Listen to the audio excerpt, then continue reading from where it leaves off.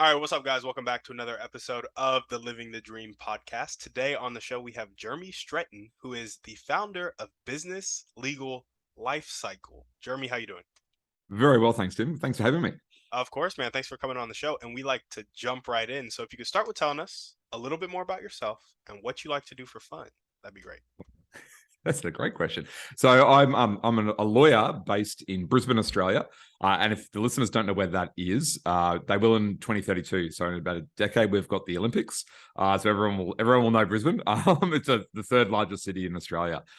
So what I love to do for fun is honestly, Tim, I love spending time with my kids. I have two small children, an 8 and a 7-year-old. And I work really hard and I put in lots of long hours, but that's all worth it to spend time with them and take them to sport and to play with them on the weekends or even at night or in the morning is really good fun. So that's what I really like to do for fun at the moment. I'm sure that will change when they don't want to know me when they're in their teens, but right now that's where I'm at. There we go. There we go. Love spending time with the kids. I love it. Family is it's so important. And I feel like when kids I don't have any kids yet. I'm a fairly young guy myself. But when kids are in that sweet spot age of like they're out of the like asking question phase and needing attention all the time phase, and like you're just constantly taking care of them to where they're kind of like little humans in the world, they can function. Like I feel like that's a really awesome phase. So it really is. cool, man. Cool. Well, tell us a bit more about your motivation. What really gets you up and keeps you going every day? Yep. So my motivation is really making legal advice accessible for small and medium-sized business owners around the world. So I see a need out there and a real problem in the legal industry where people come to us when they've got a problem and we solve that problem. But there is so much opportunity, Tim, out there where we can actually solve problems before they arise. And really, I get out of bed because I want to help people to realize that let's just take a proactive approach to the law and how we solve our problems before they arise. And so, I do speaking engagements all around the world, and talk to business owners and do podcasts all around the place about how we can actually change that. And that really lights me up. I love it. I love it. And so, what are some of the kind of legal snafus you see small, medium-sized business owners getting into the most, or some of the advice that they need the most? What's the most common? The most common is actually it's not legal advice, but it actually shapes everything to do with legal advice, and that's around actually understanding what it is that you want to achieve. So as a lawyer, people come to us that they might need an agreement or they might want to set up a company, and more often than not, lawyers they'll just do the work, but they won't actually ask the question about what someone's trying to achieve and why they're trying to do something. And what ends up happening is that you end up getting that kind of boilerplate agreement or company set up or structure set up that isn't tailored to your needs. And the truth of it is that everyone's situation is different. And what happens, Tim, is when people just come to their lawyer and they don't ask what they're trying to achieve, that's all they get. That's all the advice they get. But if their lawyer asks more questions and they dive deep into why it's important to you or why you're trying to do something, it can actually change the advice and mean that the lawyer will actually come up with something completely different. And so I think, whilst it's not a legal snafu, it's actually something that everyone should be asking the questions. What are they trying to achieve? Knowing that will change, but asking the question, what are you trying to achieve, so that when you come to give the advice about the structure or you'll come to advice about what a contract should say, you're tailoring that advice to what is going to achieve what the person wants. Knowing that it will change because everyone's goals change. If you told me 11 years ago when I went into my small business as a lawyer that I'd be doing this, I would have laughed at you. But and that's cool. Things change. But knowing that, I think, is really, really important. So that's probably the most important one that I think people get wrong. And it's such an easy thing to really figure out at the beginning, or at least put something in place at the beginning. I love it. That is clarity is just such an important aspect of life. And I don't think that gets told to people enough or taught to people enough, but clarity is key to getting anywhere, basically. So I like that that's something you focus on when you're helping out your clients. It's really cool. Well, awesome. So making legal advice accessible is the motivation. That's what gets you up and gets you going every day. Let's jump into your dreams and goals. What's your vision for your business and your life? So my dream is really around that. It's really helping business owners to understand what they need to do and why they need to do it, so they actually go and solve their problems before they arrive on their doorstep. Because They really can do that. So my dream of this business, it's worldwide. I want to help business owners to really understand what they need to do, why they need to do it. I then want them to partner with their lawyers or their attorneys. Really the same thing. We call them lawyers over here. In the US, they're probably more attorneys. And I want them to partner with their lawyer and attorney to understand why they need to do things and go and actually solve their problems. So my dream for this business is around that and people doing that. In the future, I do foresee once technology becomes a little bit more accessible, that we might be able to actually, rather than, if you go to some of those websites like LegalZoom and those kind of things, you can get lots of agreements done, but they're really just fill in the blank exercises, and they work for a certain core audience. But I want to get to the point where technology is more cost effective and AI is better, and we can ask lots of questions and we can help draft documents and really never get rid of the lawyer, Tim. I don't want to. I think you're always going to need a human. You're always going to need a lawyer in there to help actually do things. But my dream is that people can get things done in a much more cost-effective way and in a much more accessible way for their business. I gotcha. So you really want AI to handle a lot of the kind of the questioning process that you're going, and then when it gets into nuance and review, you want a human to kind of go over that. Yeah, I think AI can do a really great job of drafting and putting in because at the end of the day, when a lawyer asks you questions, all they're doing is going, okay, that based on the answer to that question, I need to draft this clause or I need to set up this structure. AI can be taught that. I have no doubt that AI can be taught that. It's not there now, and if it is, it's very, very expensive. But I think in the future it could definitely achieve that. So my dream is around doing that, and I love to spend time on podcasts and talking to people and trying to make them aware that there is a different and better way of getting legal advice. So do you see your business becoming a tech company?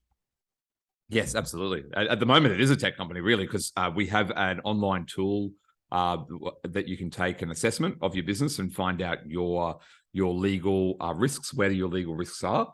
And we have an education platform as well, where I go through and teach people what they need to do. And there's lots of materials on there. So it is already a tech company. And I think it could evolve even into more of a tech company as the technology becomes more available to everyone. I gotcha. Well, I thought you were just kind of like a lawyer with your own practice, but you are that with tech to back it up. Is that correct? That's right. That's right. So I have my own law firm over here. I recently just separated from my business partner in that business and started my own law firm around that. And I have a tech platform in addition to that provides all this advice. So it's actually a separate business that my ex-business partner is still a part of. Actually, with that one, we just separated our law firms, and going forward, it's something that I like to do both. I like the practice of law. I enjoy helping people. Like I enjoy solving people's problems, and I enjoy helping them prevent problems from arising. But I see something bigger. Yeah, back in 2018, we won the Queensland, which is the state that I live in, Queensland Law Society Innovation and Law Award, because we were making that accessible to other people. We were helping other people to access what they needed to do and to expand that around the globe. I love it. I love it. So do you see yourself hiring developers or outsourcing development to develop AI in-house to do this, or more partnering with other companies? At the moment, I have a tech partner who's actually based in the US. He's actually another partner in the business. He helped me build the actual platform that we have and the website and everything. I haven't decided that yet. I really want to see how AI becomes something that we can use. Is it going to be like a software platform that you can use through through IBM with their Watson platform, or is it something where you need someone in-house to actually build it? I'm kind of I do a lot of research. I love reading. I love keeping up to date with current trends. I think that with the proliferation of SaaS, I think that there'll be like an AI equivalent in the future where you'll be able to access like back-end AI tools that you'll be able to use. And I think that it'd be more around that than anything else that I would build into it. But as I said, the technology, I think the technology is there. It's just so expensive right now that it hasn't been proven at that use case. That I want to see it proven a couple of times first and then get into it after the fact. Gotcha. Okay, sounds good. Love to hear it. Any other dreams or goals that you want to chat about before? I think for me, that's just one part of my business dream. This is just one dream and business that I have. I have my law firm that we mentioned before. I do a bit of business coaching, and my dream around all of that is to really build a sustainable business. So for my law firm, I want to. As I mentioned, I just separated from my business partner, and that's just because we had different goals and where we wanted to go within that business, and so it became a good idea to do that. Around that law firm, I want to build something that's sustainable, that can have a team that can help me run that business. And that's really just be a source of revenue and somewhere where I can go and tinker in the law and do my other businesses. And the same with my business coaching as well. I do that for 1 day a week, and I want to help. I work with another business, and I want to help that business to really build a large business around what they do. And I want to provide a small part of that. I don't want to work there full time. It has been discussed, but it's not something that I want to do. I want to run my own show, but I want to help that business to really build an awesomely great business and be able to help as many business owners around the world as we can. I gotcha. I gotcha. So you do business coaching. It's not like you as an independent business coach, but there's a business coaching business and you kind of work with them 1 day a week. Yes, that's right. So they have an accelerator program. I run that for them at the moment. I also run online masterminds, and I do that 1 day a week. Does it take into other days? Of course it does. There's always stuff going on. But they're really building. They have like really big dreams of what they want to build, and I think it's really, really cool what they want to do, and I want to help them as much as I can. And the business has actually been my business coach over the years, and we worked so well together that when a couple of years ago, when I started doing a bit more business coaching, they asked me to come and work with them. So well, I don't want to do that full time, but I do want to do that, as something that keeps me interested. It's fascinating stuff to help people do business, help them run their businesses and help them with their challenges. So it really scratches an itch for me around that. So the business legal life cycle, I call it the life cycle business, is all about helping people around the world. The other ones I'm mentioning, they're more about really scratching my itch to help people in my local area and in Australia and all the rest of that. I got you. I got you. So we got tinkering with businesses through your law firm, doing the business coaching and hosting the masterminds, and then helping businesses understand what they need to do and why they need to do it, partnering with attorneys to execute those things. Those are kind of all the things you got going on, which while they're different, they're all kind of linked. Well, they're all linked by the fact that they're helping people to run their business. And that's really, you asked me why I get up in the morning, and that's around helping people to really prevent problems before they arise. All of what I do is all around that. It's all around going, okay, for business owners, how do we educate you, whether it be through the coaching, whether it be through the law firm, whether it be through the business legal life cycle. It's all around educating business owners so that they can be proactive and not fall into the traps that so many other business owners fall into. It's all linked, and it's all what gets me out of bed in the morning to help more people. I love it. I love it. What are the top 1 to 2 skills that you need to develop right now to kind of further these dreams along their path? That's an excellent question. I think that so the first one that comes to mind is really honing my coaching skill and my listening ability. I think that they're linked. Really, it's around asking lots of great questions. I love to study books. I'm a big fan of Jim Collins and his work. And one of the things that in Good to Great and Beyond Entrepreneurship 2.0 that he talks about time and time again is, as a leader, it's your ability to listen. And I've got a very small team in the law firm, and I've got a very small team in the consulting business as well. And something that I'm being very intentional in doing right now is asking more questions than providing answers. And I haven't actually sat down and tallied them up, but the skill that I'm trying to develop is asking questions rather than answering questions within that context, within the context of my team. So it's really around developing the team and being a better coach of the team. I'm a very good coach of business owners, and in the legal industry, I've mastered that skill. I can do that really, really well. Where I really want to hone now is be the coach of my team, so that I can develop them, and so that then they can coach other people and that they can be that people. And I have a business manager, Tim, who she's been with me through basically most of my journey. And she's kind of stepped into that leadership role in the last 3 to 4 years. And something that I always say to her is, we need to be coaches. And really, I'm saying it to her, but I'm saying it for myself more than anything else. And so the skill is really around developing that coach of the team and not being the one to come in and solve all the problems early on. I'll tell you a quick story, Tim. Yeah, with the new law firm, one of the things that we're doing is going out and seeing lots of people. I told you I'm not at my normal home base to record this. I'm an hour away at a beach called Caloundra in Queensland. I'm there to see people that I work with and to connect with the people that I like to work with. And I did that with one of the team members that came with me. We did that a couple of days ago.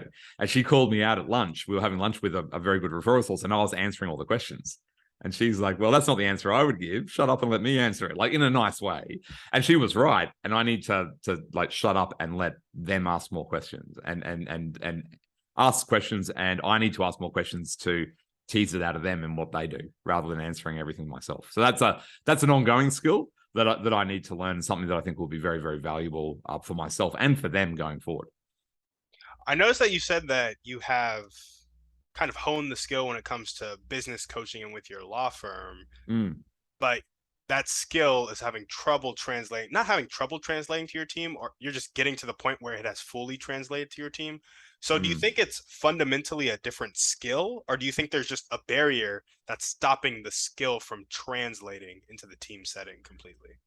I think it's a slightly different skill, but I think it's the same skill. So it's that ability to listen and ask good questions so that they can help to solve the problem. I think when I'm coaching someone, it's very easy for me to ask questions to tease out the right answer, because it's not, well, let's face it, there's no money on the line for me. I'm already being paid, but when it's my business, I want to solve the problem quickly so that we can get the work done, so that we can get paid and we can move on and help the next person, and we can help the next person, we can help the next person, help the next person. So it's around that trusting, trust the process and trust the understanding that by letting them solve their problems themselves, it's going to help me in the long term as well. So I think it's the same. I think it's the same skill or very similar skill, but it's all up here. I'm pointing to my head for people listening to on the audio. It's up here. It's in my head, and I need to remind myself that I don't need to be the one to solve the problem all the time. Which, as a father, Tim, you're not a dad yet, but it's a huge skill that you've got to learn even with your kids too. And it's something I'm constantly reminding myself of, and it's a skill that I've actually the reason that my team member, she's a solicitor, the reason she felt comfortable saying that, so I said to her, you've got to call me out on this. Yeah. And I say the same thing to my business manager. You've got to call me out on this, because it's my natural being, and I'm sure a lot of people will feel the same way. It's our natural being to solve the problems, but we need to let go and let other people solve the problems. Otherwise, you may as well just do it all yourself. Yeah, absolutely. I love that. What are the highest impact daily actions that you can take that will tick the needle forward towards your dreams and goals? Yeah. So another great question. I think that doing things like this, doing podcasts, getting out and getting my message out to more and more people is really the first one. The second one would be from a relational point of view, getting out and seeing people. So I had left that to my business partner in the law firm previously, and he was doing a great job of that. But now that I'm doing my own firm, I need to do that myself. And so just going out and having meetings with people, just catching up for coffee with people. I don't drink coffee, but I have tea, but whatever, or a beer or lunch or something else like that. Like just getting out and seeing people. And yes, it's tiring getting out there and driving around everywhere and all the rest of it, but it's rewarding and it's fun. So really those relationship building things, they're the first two. And I think the third one is also being present for the team as well. So I said before about asking great questions and being a good coach.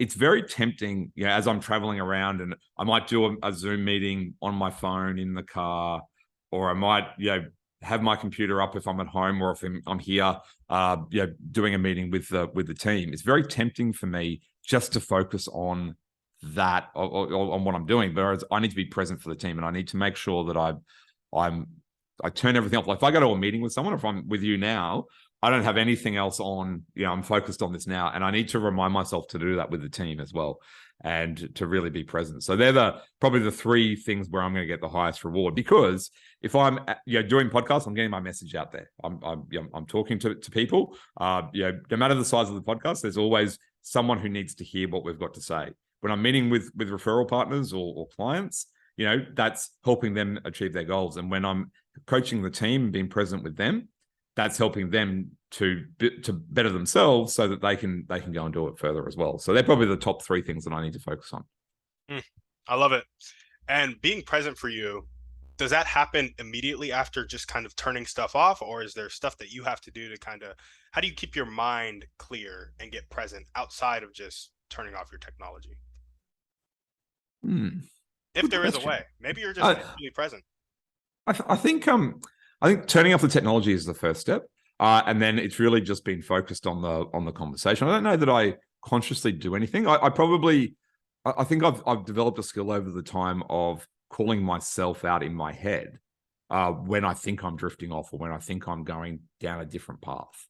So I think if I feel distracted, like I'm at the beach right now, and the ocean's just over there, and I could get distracted over that, and I've probably called myself a couple of times of just in our conversation of, no, Jeremy, focus on this, and this is where you are. So I think it's just, I probably do it subconsciously, but if I'm honest, I do it. I do go, no, hold on a second, bring yourself back, even in the split second moment, to not distract yourself.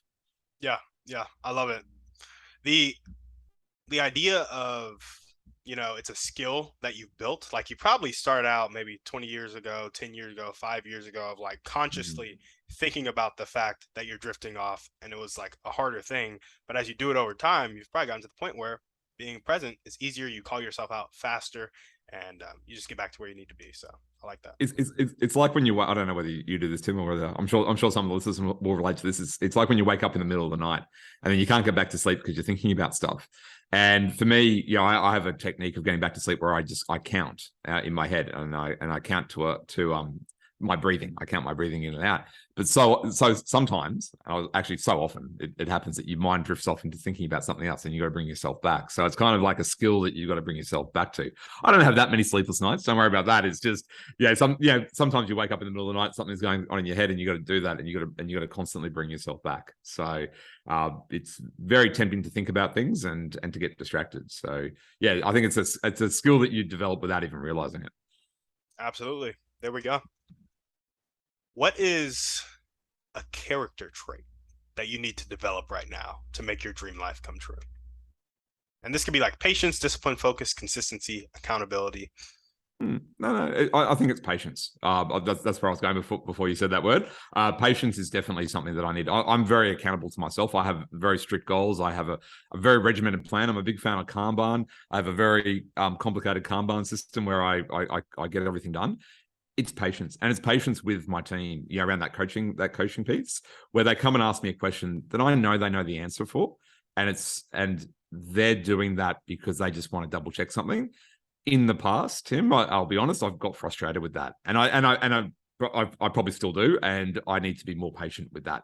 And that's a skill too that you learn with your children. You got to learn to be patient with them, and so I think that's the skill that I need to develop is better. I think I'm doing a good job of that, but it's something that I've got to be conscious of, because when you've got 3 businesses and you're running off doing things, and your mind's constantly going off in all different directions, it's very easy to be stuck in the mindset somewhere else, and then someone comes and asks you another question, and to get frustrated because you're going to forget what's up here.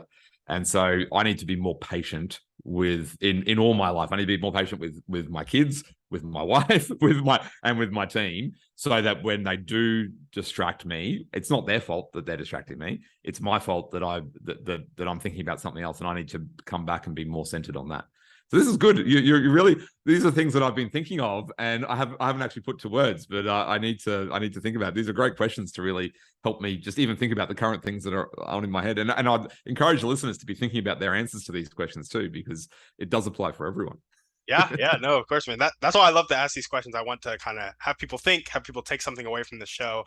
I personally also struggle with patience a lot, and I think that's every entrepreneur's because in entrepreneurship, every entrepreneur's plight. Because in entrepreneurship, there's like this always be improving yourself, always be improving the business. What are you doing wrong that you could be doing better? What are you doing right that you could expand upon? How could you just optimize and optimize and optimize? And you get to a certain point where it's like you're doing things right. You just can't have a baby in 1 month by getting 9 women pregnant. You just can't do it. You got to wait 9 months to have the baby pop out. And so it's just like the patience factor is so important as an entrepreneur. So my question to you, I'm looking for some wisdom here, Jeremy. How does one go about developing patience? I think it's the same as, that concentration piece that we were talking about before on the focus. It's around, you've got to call yourself out when you know you're not being patient. It's very easy to get caught in our heads of being impatient. I'm thinking about a scenario just yesterday where I snapped at my significant other, my wife, because she distracted me when I was in the middle of something, and I had to apologize. So I think it's calling myself out where I haven't been patient, and then apologizing. And it's really, I think it's that, and then know that any habit. There's lots of studies that say how long habits take to form, and every single person's different, and every single habit is different too, Tim. So I wouldn't profess to say that it takes 66 days to develop a new habit or anything like that. It's something that you just got to keep on building on it, and you just got to keep on building on it. And I think for me, honestly, those are the two things that I try to do. Is okay, I call myself out. Like last night, I was a bit frustrated because she distracted me in the middle of something, and I snapped at her, and I called myself out on it, and then I apologized. And if I do that with my team or with my kids, I always try. I think humility is something that people see as a weakness, and it's something over the last probably 3 to 4 years that I've really practiced, if I can be honest, and say that if I feel that I've done something wrong, I will make sure that I apologize and say I'm sorry. And I think that those two words really make a huge difference. And so, call yourself out on it and apologize, because none of us are perfect. And knowing that means that other people will know that they're not perfect as well. So that's a long-winded answer. I think I've answered your question there. No, I think you have. I think you have. That's great. I really love how you brought humility into it and you focused on patience as a skill. I guess a follow-up question is, do you think patience, or the lack thereof, impatience, is the core experience? Or do you think we interpret like our anger or our sadness or our discontentment with the situation as impatience? Because in my head, it's like dealing with anger, I can think of like a system to deal with anger. Maybe I need to go express my anger, or maybe I need to go work out, or maybe I just need to take a couple deep breaths. But when I think of impatience, it just seems really intangible. And it's like, yes, call yourself out on it, but I don't feel like that is like if there was like a leaky faucet, I feel like that's like putting a bucket as opposed to fixing the leak. Does that make sense? It does. And I think there's a misconception out there that some people have got it all sorted and that they don't get frustrated. I think that we don't get frustrated, we don't get impatient. I think that this is I deal with every week personally, I deal with probably about 60 business owners. And whilst I'm not going through all of their problems every single week, time and time again, this comes up where they feel like they're being impatient. They feel like they're frustrated, and they think that there's something wrong with them because of that. And I think that it's just part of the human condition. I think it is a core part of our human condition that we do get impatient, and I think that that's okay. And I think that thinking that you're never going to be that way is probably setting yourself up for failure. It's probably a limiting belief where you think that there's some aspirational goal that you can attain where that won't be the case. So, and look, I can only speak to my personal experience, can't I? I can only speak to the experience of the people that I see, and I'd love to hear from someone if they think that they never get frustrated and they never get annoyed, because for me and the people that I work with on a daily basis, that's just not the case. There is always a time. Like my business manager, she's one of the most kind-hearted people that you'll ever meet in your life. She's got a heart of gold, and she's got young kids as well. She gets frustrated from time to time. She gets impatient from people, on people from time to time. And I think that it's just something that we do, and we shouldn't beat ourselves up over that fact. But just calling it out means that it just lessens the impact at the time when it happens. That's my personal belief. I could be wrong, and if there's anyone who feels like they've mastered that, hopefully they're not getting impatient and frustrated with what I'm saying now.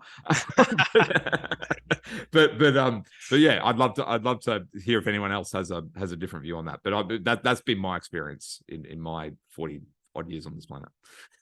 Love to hear it. Yeah. If that is you, please come on this show and tell us, because I would love to hear it as well. That's right. And I think that they might have just mastered that, calling themselves out on it as well. And so I think that if you call yourself out on it, that's the first step to kind of realizing that and not making a big deal out of it. Yeah, I got you. Well, awesome, Jeremy. If there were one or two people that you could meet right now, and this could be a specific person or a type of person, and they'd really help you take that next step towards these dreams and goals, who would that person be, and how would they help you? I think for me, it would be, in a general sense, business-minded lawyers who want to help their clients to be proactive. That would be the first one, because there's lots of lawyers out there in the world.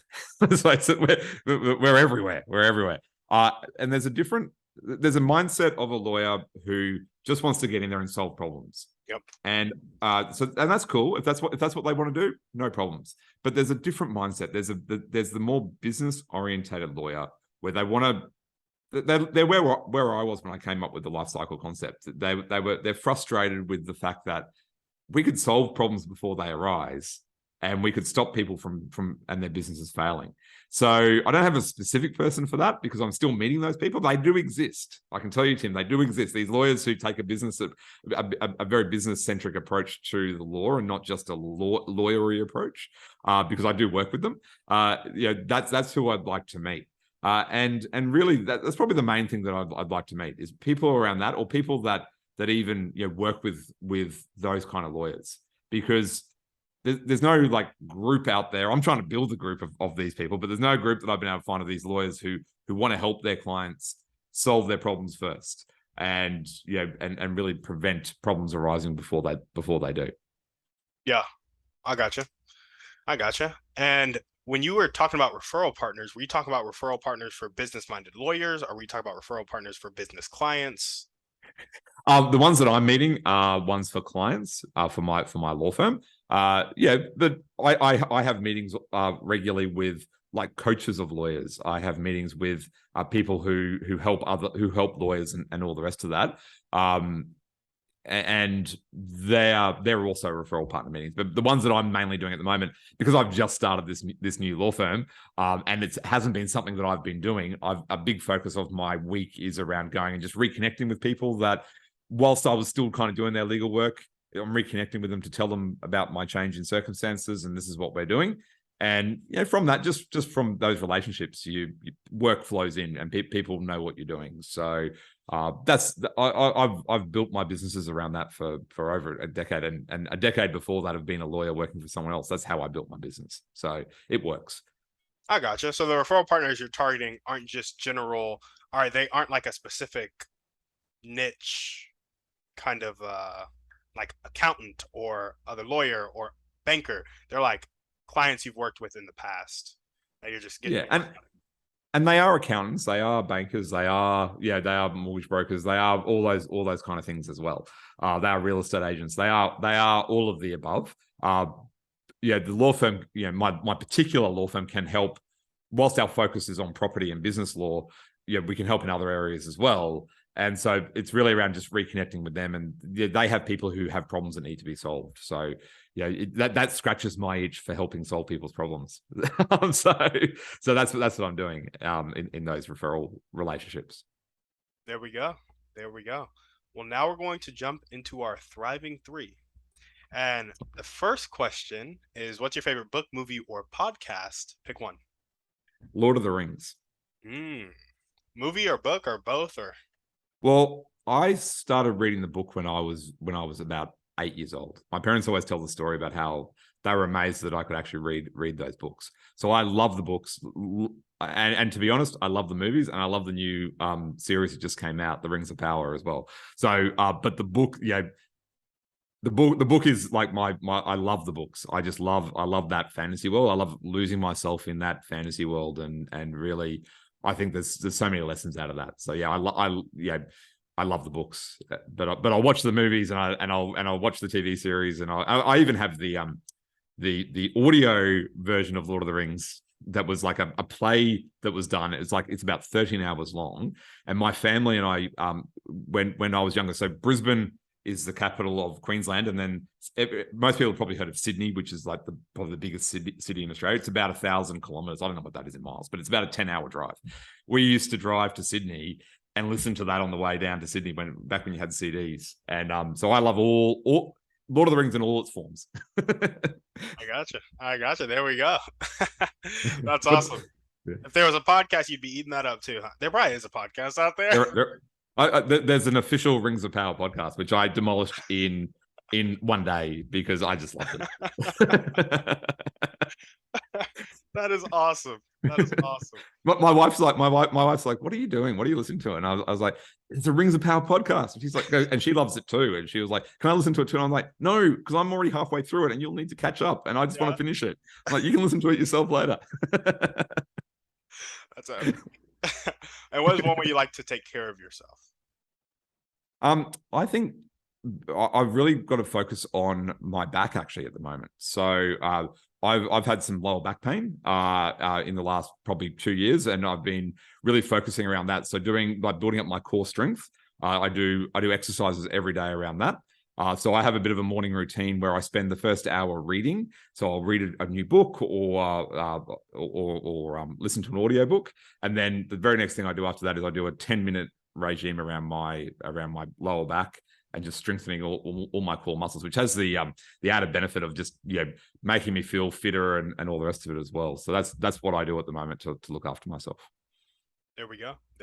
And what is one action step you can take right now or continue to take if you're already doing it to meet those business-minded lawyers? So it's really just being intentional in everything that I do. So I mentioned before I use the Kanban system. Anyone who's looking for a tool to help you to organize your time, I'd highly recommend you search for Kanban, Kanban. And that is something that I will continue to use, because basically you write down on a Post-it note a task. So it's one task. And so I write down everything I need to do for the day. Actually, what I do is at the beginning of the week, I map out my week and I write down all my tasks that I need to do during the week. Do things get added to that and do things get removed to that? Absolutely. But I write it all down for the week, and then I do that by day. And then at the end of every day, I put down all my Kanban tasks for the next day into a what's called a today column. And then as I go through my day, I move those things across. So this podcast, that's a Kanban task that when we're finished, I will move on into the done column. And at the end of the week, I do a bit of an assessment and make sure that everything I did is stuff that I enjoy doing. There we go. I love it. All right, we got our final series of questions now. And these can get a little bit personal. I didn't send them beforehand. So if you don't want to answer any of these, just be like, I pass, and we'll just move on. Okay. All righty.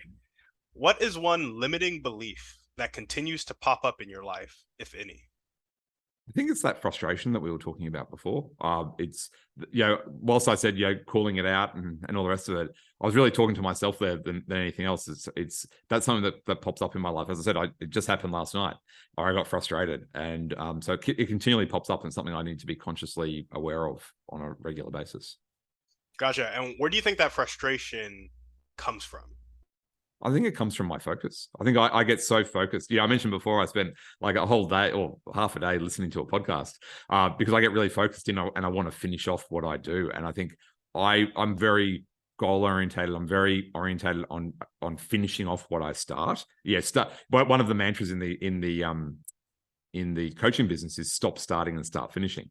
And I think I take that to heart a lot, Tim, where I just want to finish what I'm doing, and I just want to get that. I just want to get that done. I have my plan in place, and when someone interrupts that, I get frustrated with that, and that's completely on me. And so I need to call myself out on it and stop doing it. Do you think you have such a intense desire to finish what you do just because you've been that way since day one, or did you develop that at some point in your life?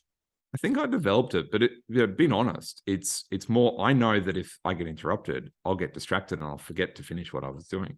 That's the honest truth is that I know myself, and I know that if I get interrupted, that the chances of me remembering to finish off what I was just doing are small. Like I'd need to write it down half the time because I'll forget to do it. If it's not on a Kanban task, it won't get done.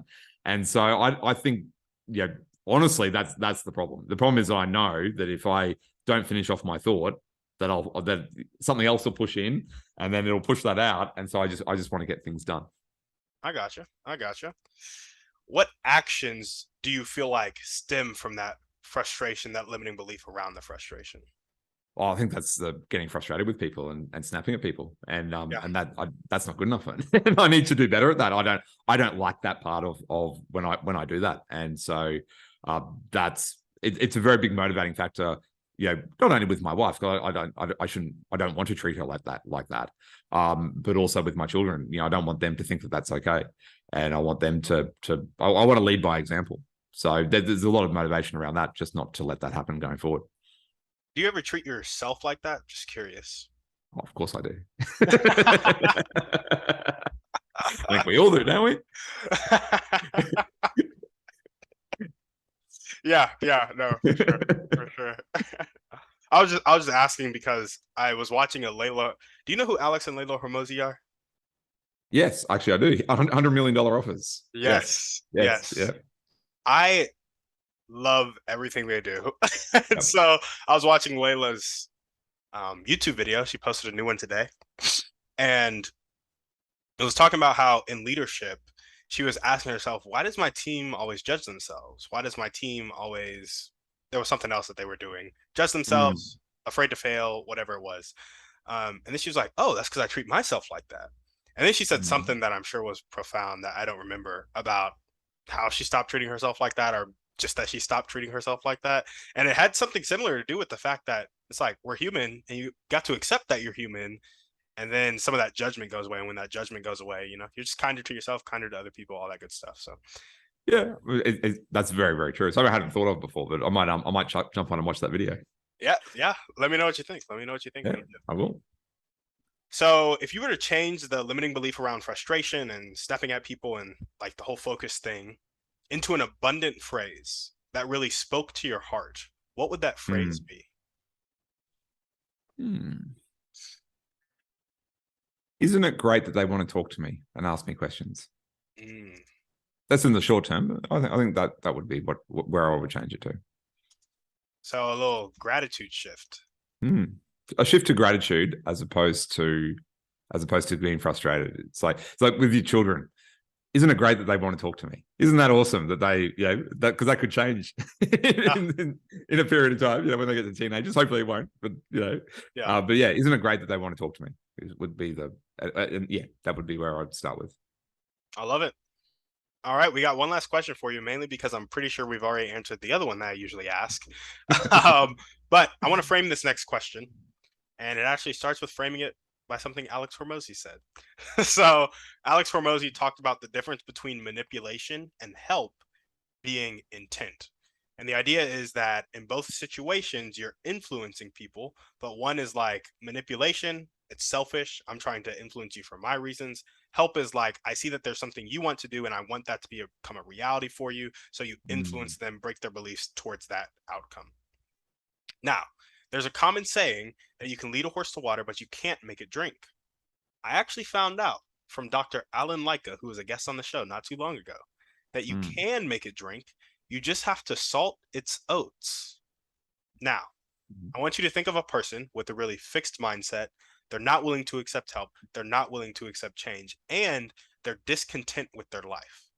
How can we, you and I, create an environment to salt their oats and help them change their life? Not make the decision for them, but salt their oats. But you can't make decisions for people. That's something that everyone needs to realize, is that they need to come to themselves. I think two things come to mind. One is to create an environment where they can see that it can be done better. So there's a classic book called The Leadership Challenge, and they talk about the 5 traits of a leader. So written by a couple of people. The name just escapes me at the moment. But one of the key principles is, as a leader, to model the way. And I think that you've got to model the way and show them how it can be done better.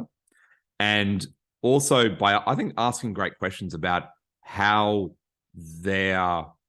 what they're showing up is serving them and what they're getting out of it, so that they come to the realization. It comes back to the coaching, the conversation that we were having earlier, where it's around them asking good questions teases out the problem for themselves, and they'll realize that's an issue, and it may not be the issue that you think it is too. So I think they would be my two ways: model the way and ask great questions. There we go. Well, Jeremy, that's all we got for you, man. Is there anything else that you want to chat about before we sign off? The only thing is that if people are interested in knowing more, they can check out our website. We created a webpage for the listeners, which is businesslegallifecycle.com/dream. If people want to go there, there's free resources on there. There's also a discount on our assessment that I mentioned before if they want to be more proactive with the legal side of their business. There we go. Awesome. Well, you guys heard him. Jeremy, thank you for coming on the show. If you guys were listening to this and you loved what Jeremy had to say, maybe you're a business-minded lawyer and you want to connect with Jeremy, make sure to do that. Also, check out the landing page that they so kindly created for us. Thank you guys for watching the show. We will see you on the next one. On that note, we're out.